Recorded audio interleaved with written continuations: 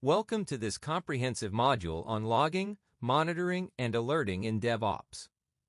Throughout this session, we'll explore how these three pillars form the foundation of reliable and observable systems. Logging, monitoring, and alerting are not just technical requirements. They're the eyes and ears of your infrastructure. Without them, you're essentially flying blind. By the end of this module, you'll understand how to implement robust logging systems, set up effective monitoring solutions, and create meaningful alerts that help you maintain healthy, responsive systems. Whether you're a system administrator, a DevOps engineer, or a developer looking to better understand operational concerns, this course will provide you with practical, hands-on knowledge that you can apply immediately in your work. Let's begin this journey together into the world of system observability. We're now entering the major section of our course, logging. This section will serve as your comprehensive guide to understanding and implementing effective logging strategies. Before we dive into the technical details, let's take a moment to appreciate why logging is often considered the foundation of system observability. In the upcoming slides, we'll explore everything from basic concepts to advanced logging patterns that will help you capture the precise information you need about your systems. Let's begin our deep dive into logging. In today's rapidly evolving IT landscape, systems are becoming increasingly complex and distributed. This complexity makes it absolutely crucial to have a clear window into how our systems are behaving at any given moment. Think of logging as your system's journal. It records everything from routine operations to critical events that demand immediate attention. Without proper logging, troubleshooting becomes a guessing game, and performance optimization becomes nearly impossible. We'll explore how modern logging practices have evolved from simple text files to sophisticated structured logging systems that can handle thousands of events per second across distributed systems. You'll learn how to implement these practices in your own environments and understand the crucial decisions you need to make when setting up logging infrastructure. Remember, effective logging isn't just about collecting data, it's about collecting the right data in the right way so that it's there when you need it most. The significance of logging in modern systems cannot be overstated. Let's break down each key aspect of why logging is considered the lifeblood of system visibility. First, diagnostics. When systems fail, and they will fail, logs are often your only window into what happened. They provide the crucial breadcrumbs that lead you to the root cause. For example, in distributed systems, a single user request might traverse multiple services. Without proper logging, tracking down where and why a failure occurred becomes nearly impossible. For performance optimization, logs give you insights into timing patterns, resource usage, and bottlenecks that might not be immediately apparent. You can track how long different operations take, identify slow database queries, or spot memory leaks before they become critical issues. Regarding compliance standards, many industries require detailed audit trails of system access and data modifications. Healthcare systems need to track who accessed patient records, financial systems must log all transactions, and security systems need to record authentication attempts. Your logging strategy often needs to align with these regulatory requirements. Security is another crucial aspect where logging proves invaluable. Security logs help detect and investigate potential breaches, track unauthorized access attempts, and provide forensic evidence when needed. There can be cases where properly configured security logs helped organizations detect and prevent data breaches before they could cause significant damage. The historical reference aspect of logging is particularly valuable for capacity planning and trend analysis. By analyzing historical logs, you can predict future resource needs, understand usage patterns, and make informed decisions about system scaling. Remember, logging isn't just about collecting data. It's about maintaining a reliable, secure, and compliant system that you can understand and troubleshoot effectively. Let's explore the practical applications of logging through real-world use cases. Each of these scenarios demonstrates why proper logging is crucial for modern systems. In performance analysis, Logs help you understand how your system behaves under different conditions. For instance, by analyzing request logs, you can identify which API endpoints are most frequently used, how response times vary throughout the day, and where bottlenecks occur. This information is invaluable for optimization efforts. Forensic investigation becomes crucial when something goes wrong. Logs provide the detailed timeline of events leading up to an incident. For example, when investigating a security breach, logs can reveal the attack vector, showing the sequence of events from initial access attempts to eventual compromise. For compliance auditing, logs serve as your system's paper trail. In financial systems, for instance, every transaction must be logged with details about who initiated it, when it occurred, and what changed. These logs become crucial during audits and regulatory reviews. Proactive security monitoring relies heavily on log analysis. By monitoring authentication logs, you can detect brute force attempts, unusual access patterns, or potential data exfiltration attempts before they succeed. Modern security information and event management (SIEM) systems process these logs in real time to detect and alert on suspicious activities. In practice, these use cases often overlap. A single logging infrastructure might serve multiple purposes, from development debugging to security monitoring. This is why designing your logging strategy with these various use cases in mind is crucial. I encourage you to think about your current systems. Which of these use cases applies to your environment? Are your logs currently serving these purposes effectively? As we proceed through this course, you'll learn how to implement logging strategies that address each of these scenarios. Let's dive into the essential best practices that will help you implement effective logging in your systems. These practices are drawn from years of real-world experience and countless lessons learned in production environments. First, defining a clear log format is crucial. Structured logging, using formats like JSON, makes logs machine-readable and easier to parse. Include consistent fields like timestamp, severity level, source service, and correlation IDs. This standardization makes log aggregation and analysis much more efficient. When it comes to log levels, use them judiciously. Debug level should contain detailed information useful during development. Info level should track normal application flow. Warning level indicates potential issues that aren't yet errors. Error level signals failures that need attention. Critical or fatal level should be reserved for severe issues that require immediate intervention. Sensitive data in logs is a common pitfall. Never log passwords, authentication tokens, or personal information. Be particularly careful with error messages that might include user input. There can be cases where sensitive data leaked through stack traces in logs. This is something you must actively prevent. Log rotation is crucial for managing disk space and maintaining system performance. Implement time-based rotation, for example daily, or size-based rotation, for example 100 megabytes per file, depending on your needs. Configure compression for rotated logs to save space. Retention policies should balance storage costs with compliance requirements. Some industries require logs to be kept for several years, while others might only need a few months of history. Consider implementing different retention periods for different types of logs based on their importance and regulatory requirements. Remember, these practices aren't just theoretical, they're essential for maintaining manageable and useful logging systems.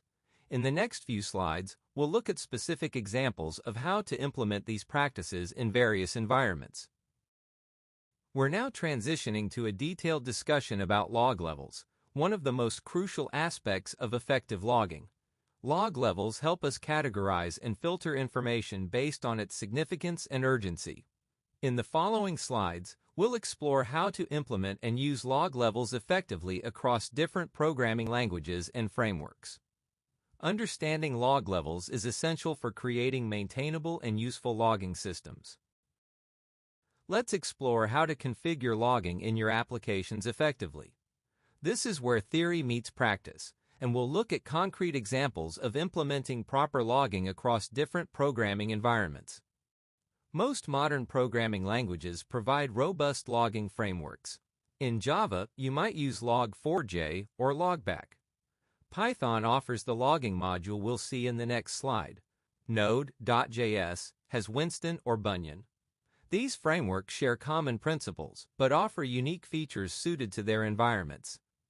When configuring logging in your application, consider these key aspects. First, log handler configuration. You might want to log to multiple destinations, files, console, remote logging services. Each handler can have its own log level and format. Second, format configuration. Define consistent log formats across your application. Include essential fields like timestamp, log level, source module, and message. For distributed systems, include correlation IDs to track requests across services. Third, environment-specific configuration. Your development environment might log at debug level, while production uses info or higher. Use configuration files or environment variables to manage these differences. One common pitfall to avoid is hard-coding log configurations. Instead, make them configurable through external configuration files or environment variables. This allows you to adjust logging behavior without code changes. In the next slide, we'll look at a practical Python example that demonstrates these principles in action. Let's examine this Python logging example in detail. This code demonstrates fundamental logging concepts that apply across many languages, even though the syntax might differ. The first line, import logging, brings in Python's built-in logging module. This module follows the time-tested practices established by Log4j in the Java world and is highly configurable. The basic config line sets up the root logger. While this simple configuration works for basic scripts, in production environments, you'll likely want to use a more sophisticated configuration using dict-config or file config. Let's look at each log level in the example. Debug. Use this for detailed information, typically useful only when diagnosing problems. For example, logging variable values during development. Info.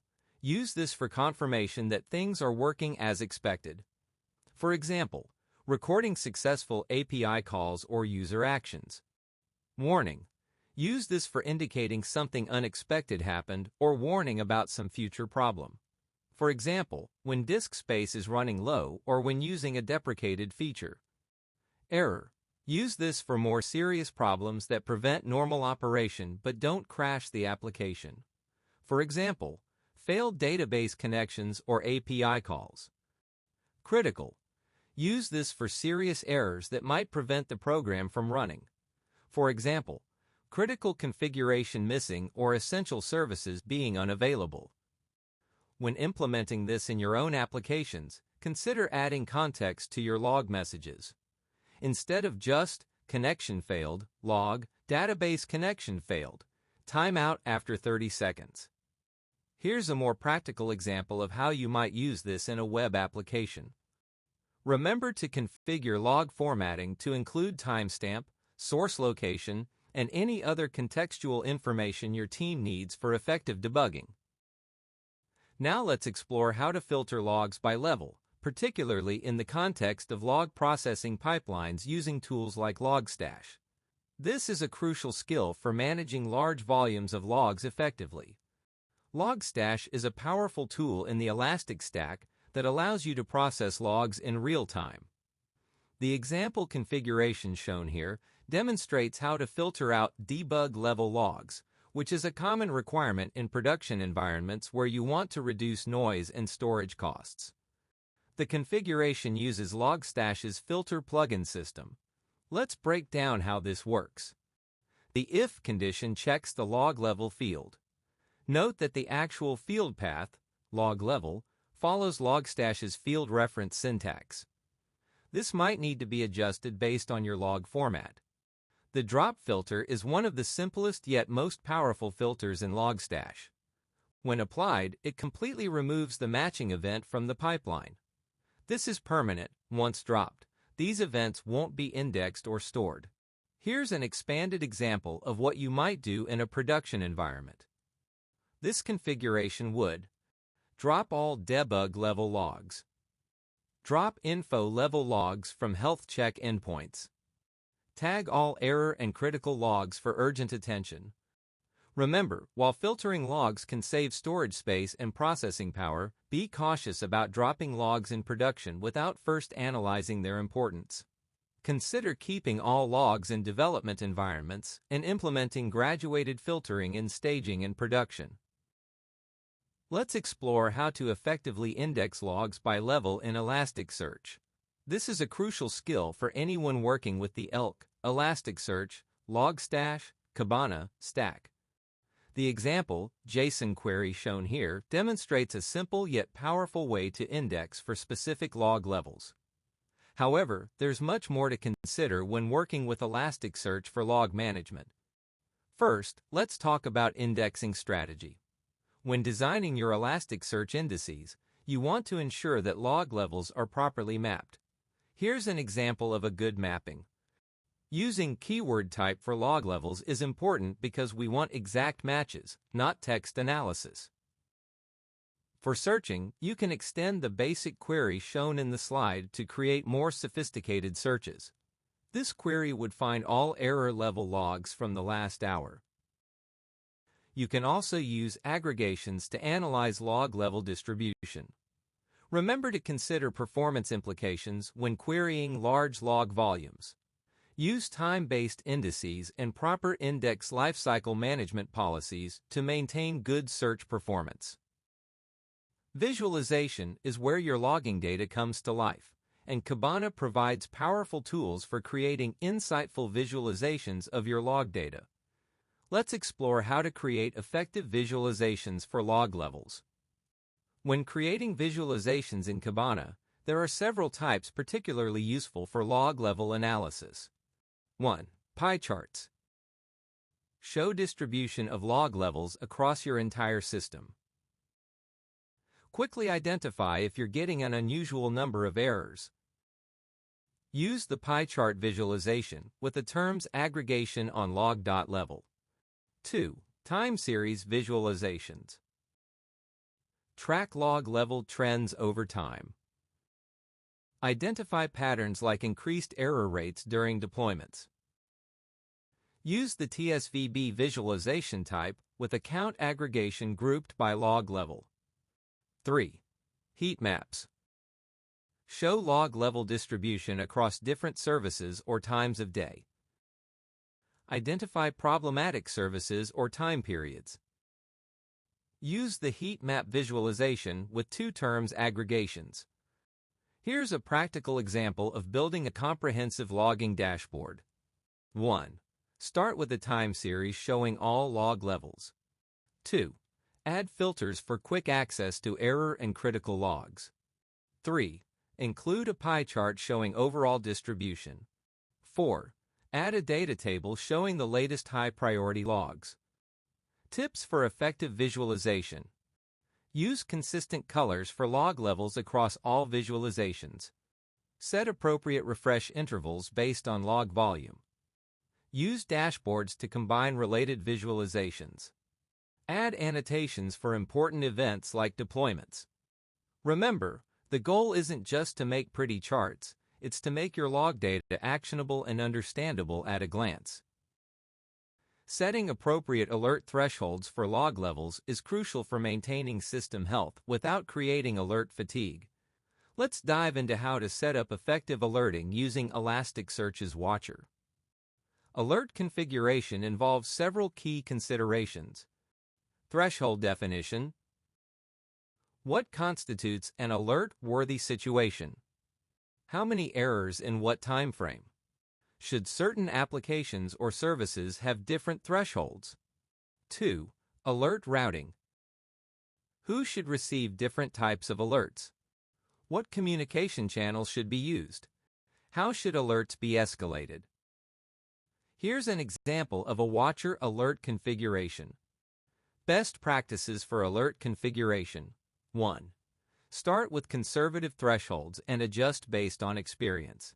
2. Include context in alert messages. 3. Consider time of day and day of week patterns. 4. Implement alert aggregation to prevent spam. 5. Have an escalation policy for critical alerts. Remember, the goal is to be notified of real issues while avoiding alert fatigue. We're now moving into a specific implementation section focusing on controlling log levels in Java applications using the Spring framework. This section will provide you with practical knowledge about configuring and managing logging in Spring-based applications, one of the most widely used enterprise Java frameworks. Let's explore how to configure logging levels in Spring Boot applications using the application.properties file. This approach offers both simplicity and flexibility for managing your application's logging behavior. The application.properties file is Spring Boot's primary configuration file. When it comes to logging configuration, it provides several powerful features. Looking at the pros first. 1. Runtime configuration changes. You can modify logging levels without restarting your application. Useful for debugging production issues without downtime. Can be changed through actuator endpoints if configured. 2. Environment-specific properties. Different configurations for dev, test, and prod environments. Use application profile. Properties for environment-specific settings. Spring profiles make it easy to switch between configurations. 3. Easy integration. Works out of the box with Spring Boot. No additional dependencies required. Consistent with other Spring Boot configurations. Now for the cons. 1. Limited control. Less granular control compared to dedicated logging configurations. Can't configure complex logging patterns. Limited to basic logging properties. 2. Shared configuration. Logging configuration mixed with other application settings can make the properties file large and harder to manage. May require splitting into multiple files. 3. Less flexibility. Can't use advanced logging features.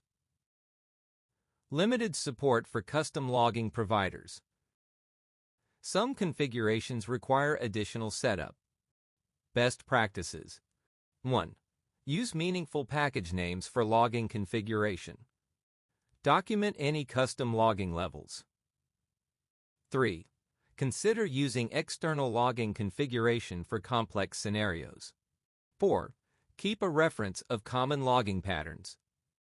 Remember, while application.properties is great for simple cases, consider using a dedicated logging configuration file, like logback.xml, for more complex scenarios.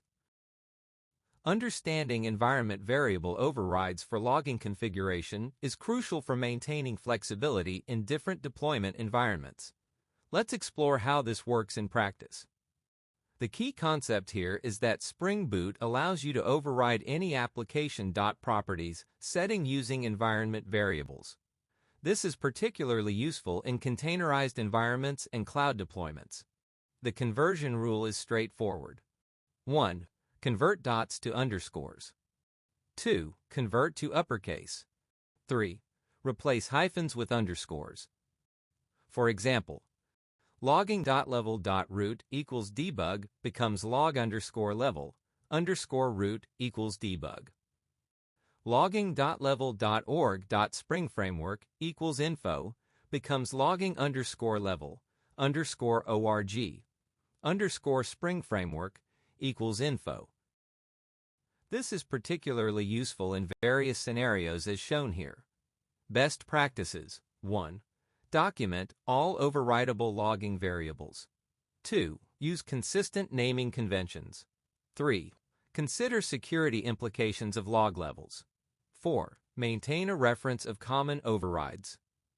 Remember, environment variables take precedence over application.properties, which can be both powerful and potentially confusing if not well documented. We've reached the end of our module on logging, monitoring, and alerting. This is your opportunity to ask questions and clarify any concepts we've covered. Let's review the key points we've discussed. 1. The importance of proper logging in modern systems. 2. Different log levels and their appropriate use. 3. Logging best practices and common pitfalls. 4. Tools and techniques for log management. 5. Practical implementation in various frameworks. Remember, effective logging is crucial for troubleshooting issues, monitoring system health, ensuring security, meeting compliance requirements, understanding user behavior. I encourage you to experiment with the concepts we've covered in your own environments. Start small, perhaps by implementing structured logging in a test application, and gradually build up to more complex logging scenarios. Please feel free to ask any questions you have about the material we've covered. Your questions often help clarify concepts for other students as well. Thank you for your attention, and I look forward to our discussion.